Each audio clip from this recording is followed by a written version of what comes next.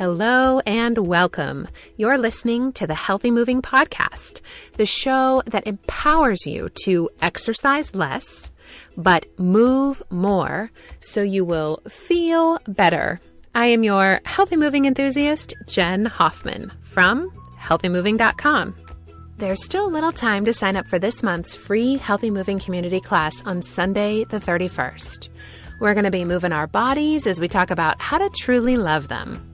It's going to be a game changer for your health and your body image. Just text Healthy Moving to 33444 to get yourself registered. This week, I'm digging in and really explaining the limitations of the whole exercise model. I'm going to explain once and for all why you have not been able to stick to a particular exercise routine. Hint, it's not your fault. I've got aha moments and tons of encouragement for you. So stick around. You've probably heard of the real food movement. There's a wealth of available information on the benefits of removing processed and refined foods from our diets in favor of unprocessed, whole foods. There was a study in 2014 that was trying to find out if there was one particular diet that was better than all the others.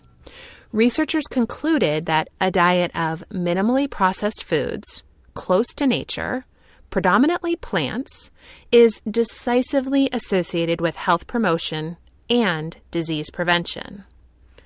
But while whole foods are certainly superior, I think we can all agree that refined processed foods are better than no food at all. If, for example, you were stranded on a desert island and your only choice for food was a Snickers bar, well, you would eat it, of course. I think we can also agree that sometimes we eat refined foods for pleasure or community. Maybe we go to a restaurant with friends and eat pasta while enjoying great conversation. And it's also true that sometimes refined foods are convenient. It's certainly easy to make a quick stop at the drive-thru on the way home. So while not optimal, we can't say that refined foods have no useful purpose or no benefit at all. They're just not optimal. They're a less than perfect substitute for the real thing.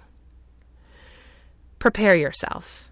I'm about to say something that's certain to elicit some big feelings. Exercise, as most of us think of it, is like refined, processed foods. It's a substitute for real, all-day movement. See, we took natural all-day movement that used to be required for survival, things like walking and balancing, crawling, running, lifting, carrying, and we processed and refined them. We altered them with equipment and technology, and the output was exercise. We synthesized natural movement into the modern workout. When I tell people that their workouts might be hurting them, they get defensive and explain all the benefits they've gained. And the medical community certainly recommends exercise. So what gives? Why is it so widely accepted as beneficial? Well, just like refined foods can have some use, so too can the modern workout. Exercise might meet our needs for enjoyment or community. Meeting a friend for a spin class can be like that dinner out with friends.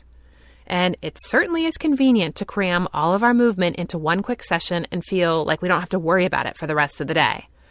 Just like that drive-through dinner.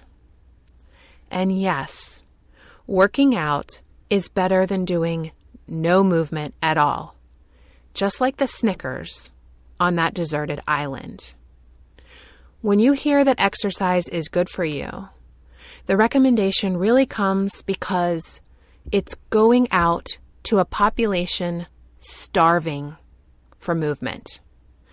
When we have no movement at all in our diet, yes, exercise is better than nothing. But we can do better. We've never had more access to exercise information and resources, but we're not healthy. I love what Erwin LaCour says in an article about the history of exercise on the Art of Manliness blog.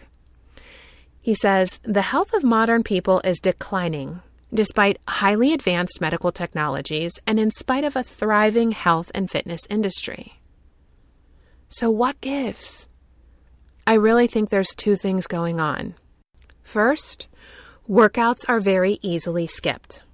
Life gets busy, deadlines pop up at work, a kid gets sick, we get an injury, or maybe, like some of you have recently experienced, a blizzard rolls into town. And we don't get to the gym or we don't get our workout in. And then before we know it, we miss a day, a week, a month of giving ourselves any movement nutrients. And just as we've learned with food, man-made processing of something natural takes away some important elements and adds some not-so-great ones, leaving us with a less than ideal substitute for the real thing. So where do we go from here? If we're not going to go back to building our own shelters, foraging for our own food, and fighting our predators, what should we do? I think the first step is to stop valuing speed and convenience as important above all else. They aren't more important than your health. It might be faster to hop into your car and drive the mile to the store, but it's clearly not better for your health. It might be more convenient to put your washer and dryer on a pedestal so that you don't have to bend over ever to get clothes in and out, but it's not better for your health. Laying on the couch for family movie night might mean you can veg out without having to move for a few hours. But were you really built to do that? No. Get down on the floor with some pillows and bolsters and wiggle and squirm with your kiddos. Listen, if your workout makes you happy, do it. But it's not enough. You need some real movement food in your diet. And if you struggle to make regular exercise a part of your life, you're not a failure. Maybe it's just because you have trouble with the processed substitute for the real thing. You're exercise intolerant. You need the real deal. Even in our modern lives, we have countless opportunities to walk, balance, crawl, run, lift, and carry. Start to seize them all day long and watch your health transform as you do. If you need some help seeing those opportunities and helping your body transition into taking them, I'd love to have you join me and an amazing community of like-minded folks in the Healthy Moving Coaching and Challenge program. Our next challenge is starting in just over a week on February 7th. We're going to spend 6 weeks together looking at how to use the most amount of muscles as we do life.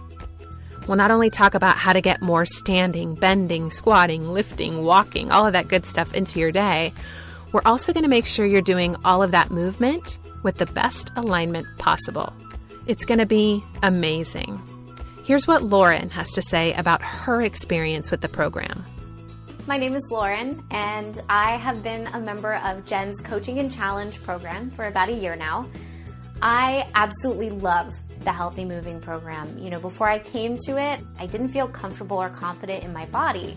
And I had gone down this road of becoming an entrepreneur, and I was spending so much time in front of the computer. And I knew that.